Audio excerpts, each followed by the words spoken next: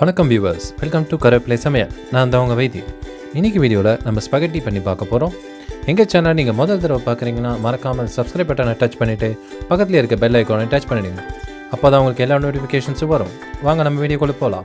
முதல்ல அடுப்பில் ஹார்டான ஒரு பாத்திரம் வச்சுட்டு தண்ணி நல்லா காஞ்ச அப்புறம் ஸ்பெகட்டியை போட்டுருங்க. நீங்கள் ஸ்பெகட்டியை முழுசாக வைக்காமல் உடச்சி கூட போட்டுக்கலாம். இப்போ ஸ்பெகட்டி நல்லா வெந்துருச்சு. அதில் இருக்க தண்ணியை வடிகட்டி நம்ம ஸ்பெகட்டியை தனியாக எடுத்து வச்சுக்கலாம். அடுத்து ஸ்டஃபிங்க்கு என்ன பண்ண போகிறோம் அப்படின்னு சொல்லிட்டு பார்க்கலாம். ஒரு ஹார்டான ஒரு பாண்டில் எடுத்து வச்சுட்டு அது மேலே கொஞ்சம் வெண்ணெயோ இல்லை நெய்யோ போட்டுருங்க. அதுக்கப்புறம் ஒன்று ஒன்றா ஆட் பண்ணுவோம். இப்போ சில்லி ஃப்ளேக்ஸ் இல்லைன்னா நீங்கள் காஞ்ச மிளகாய் ஒரு பாதி ஆட் பண்ணி வச்சுக்கோங்க. இப்போது கஸ்தூரி மேத்தி போட்டிருக்கேன், அதாவது காஞ்ச வெந்தயக்கீரை. அதுக்கப்புறம் ஒரு 1/4 ஸ்பூன் காரப்பொடி போட்டிருக்கேன். அதுக்கப்புறம் நம்ம என்ன பண்ண போகிறோம்னா ஒரே ஒரு மிளகாய் போடுறோம். மிளகாய் போடுறது நல்லது. உங்களுக்கு வேணும்னா நீங்கள் காரப்பொடி கூட சேர்க்காமல் விட்டுக்கலாம். இப்போது பூண்டு ஒரு 4லேருந்து 5 போட்டிருக்கேன். வெங்காயம் ஒன்று நறுக்கி வச்சுருக்கேன், அதில் ஒரு வெங்காயம் ஆட் பண்ணிட்டேன்.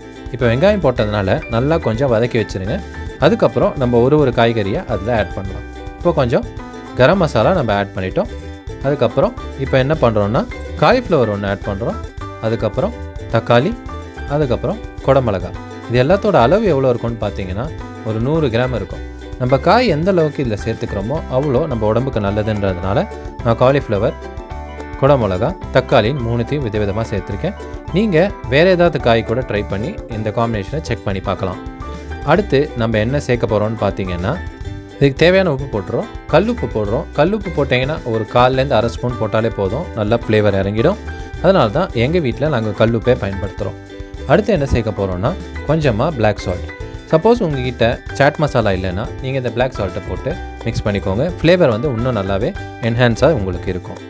அதுக்கப்புறம் கொஞ்சமாக டொமேட்டோ சாஸ் போட்டு கலரிக்கோங்க. டொமேட்டோ சாஸ் போட்டப்புறம் கொஞ்சமாக சோயா சாஸ் போட்டும் கலரிக்கோங்க. இதெல்லாம் போடும்போது உங்களுக்கு டேஸ்ட் இன்னுமே என்ஹான்ஸ் ஆகும். கடைசியாக நாங்கள் மைனேஸ் கொஞ்சம் போட்டிருக்கோம். எதுக்குடா மைனேஸ் ஆட் பண்ணுறான் அப்படின்னு பார்த்தீங்கன்னா இந்த கிரேவிக்கு ஒரு திக்னஸ் கிடைக்கும். ஒரு செமி கிரேவி மாதிரி ஃபைனலாக ஒரு செவி கிரேவி மாதிரி உங்களுக்கு ஒரு கன்சிஸ்டன்சி கிடைக்கும்.